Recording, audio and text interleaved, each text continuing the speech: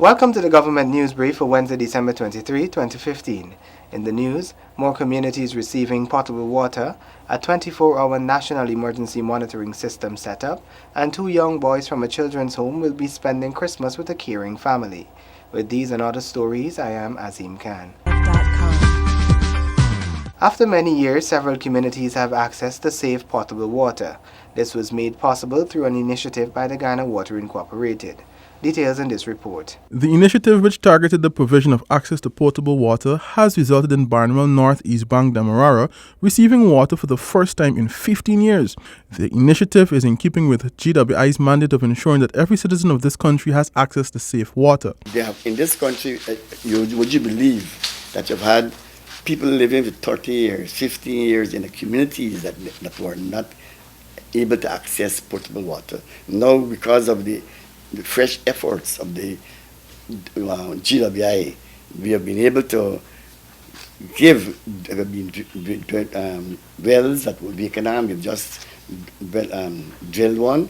We've been able to give potable water to communities that never had. Under the initiative, Savannah Park and Budan Scheme, East Berbice also received water for the first time in 10 years, and Pattinson, North Sophia, after more than 30 years. Angois Avenue, Amsterdam, Berbice also benefited from a new water distribution network. If you were to go further back, you have free and easy on the over the river on the West Bank.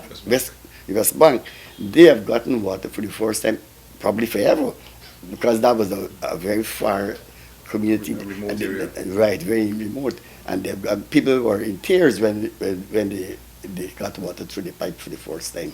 So GW has spared no effort whatsoever, no money, to be able to deliver water to the people. In 2015, a total of $2.5 billion was spent to provide more Guyanese with access to safe water and to improve the quality of service provided. Guyana is now better prepared to deal with national emergencies with the establishment of a 24-hour monitoring system. Shanta Gobadan tells us more. The Civil Defense Commission recently launched a National Emergency Monitoring System, NEMS, which functions on a 24-hour basis to monitor all emergencies countrywide. We never had a 24 hours emergency management system at the Civil Defense Commission, except when the National Emergency Operations Center has been activated. However, the current administration asked that we should have a system where we can monitor all emergencies and not necessarily disasters. The government wants us to be a hub for monitoring any emergency in Guyana. The system, which started early November, saw the senior staff of the CDC, along with competent members of its volunteer corps, functioning to provide the 24-hour services to members of the public.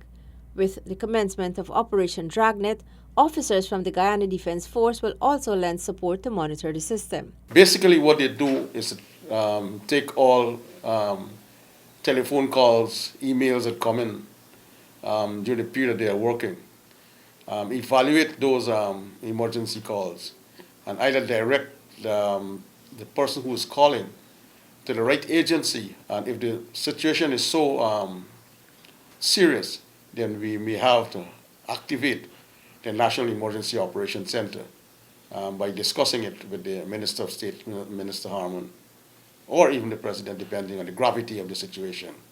The efficiency of the NEMS system hinges on effective interagency networking, which means that the Operational Disaster Risk Reduction Platform, which comprises a number of disaster management partners and government agencies, will be utilized in the event of an emergency. With this Government News Brief, I am Shanta Gobadan reporting. A number of challenges had delayed the start of the expansion works for the West Coast Demerara Highway from Vredenhoek to Hydroni. The project is now only 20% completed. Glendon Greenwich reports. The West Coast Demerara Highway Upgrade Project will increase traffic efficiency by expanding and resurfacing the roadway. The project would improve road safety with the installation of a number of key safety features for pedestrians. The project is going to target road safety. And in the road construction element of it, we're going to be installing infrastructure that can contribute to enhancing safety on the road in the form of cycle lanes, not throughout the road, but in some sections, pedestrian sidewalks.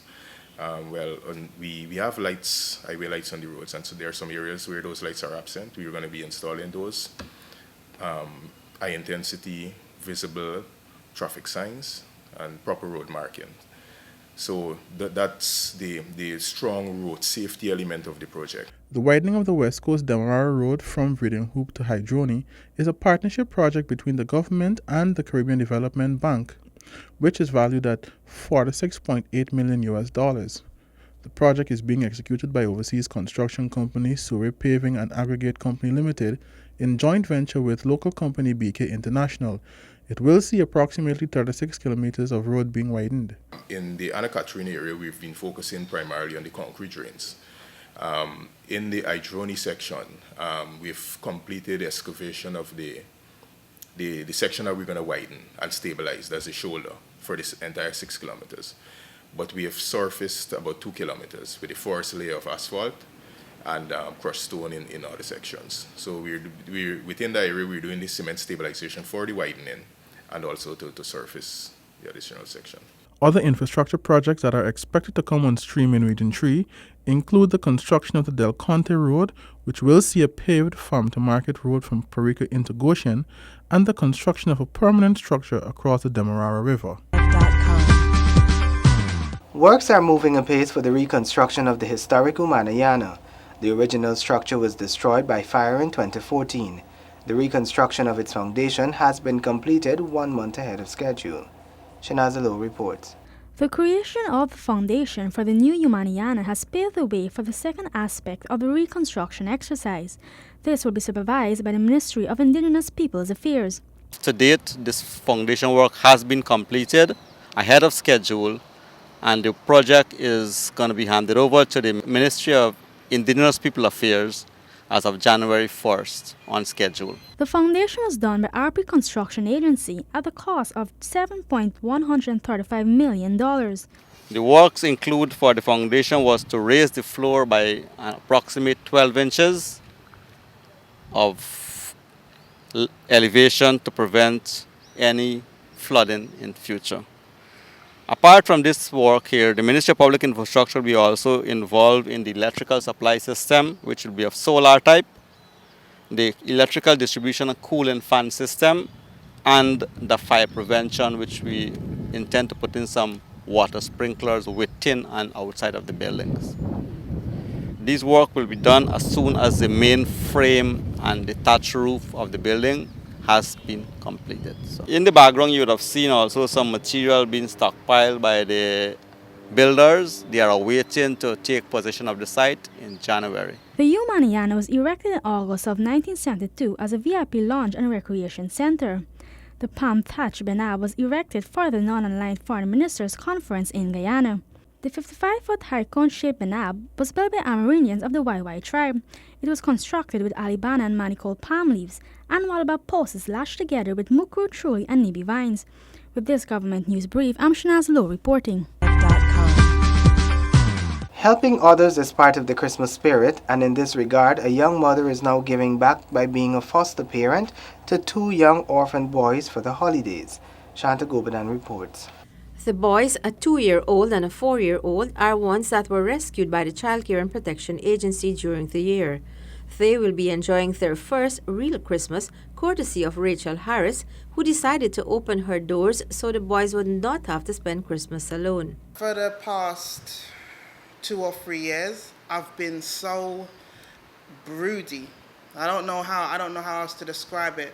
And it's like I knew I wanted to look after a younger child, you know, and I knew I just wanted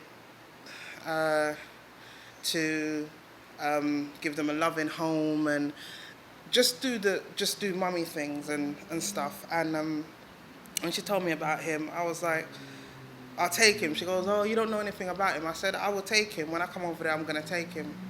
And I did. The 4-year-old placed with Harris is one that the agency rescued from Charlotte Street. He was left alone in a rat-infested house and was without social skills. It's been great. I won't lie and say it's everything's perfect. There's been times when I got them, they were both in Pampers, but now I've got them both potty trained, but they still have accidents. And that's the worst part. They have accidents where, they forget to ask to go to the toilet and whatnot. So there's a lot more cleaning to do. There's a lot more washing to do. But it's all worth it because they just got so much character. So they just bring so much. The boys' placement with Harris is only temporary. It will be for a maximum of 6 months. In the interim, the Child Care and Protection Agency is working on a more permanent plan for the boys. I knew this is to be honest with you, I wanted to do this for years, but it's just that there was always something. There was always a reason why I couldn't come. There was always a reason why I couldn't follow my dream. And then it got to the point where I was like, when is the time if not now? And this is something I really want to do, so I'm going to go for it. For 2015, the Child Care and Protection Agency responded to over 3,000 reports of abuse and found a safe place or foster homes for over 200 children. With this government news brief, I'm Shanti Goberdan reporting. That has brought us to the end of the government news brief for Wednesday, December 23, 2015. All our programs are on our website. You can also find us on Facebook and YouTube. Remember to send us your Guyana Nice photo. Here is ours.